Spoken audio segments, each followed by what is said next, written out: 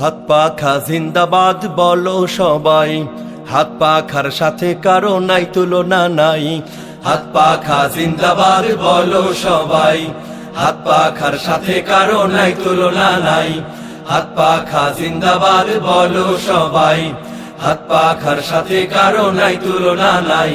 শান্তি সুখের দেশ গড়তে, সত্য ন্যায়ের পথে লড়তে, শান্তি সুখের দেশ গড়তে গড়তে, সত্য ন্যায়ের পথে লড়তে লড়তে, হাত পাখা ছাড়া কোনো বিকল্প নাই।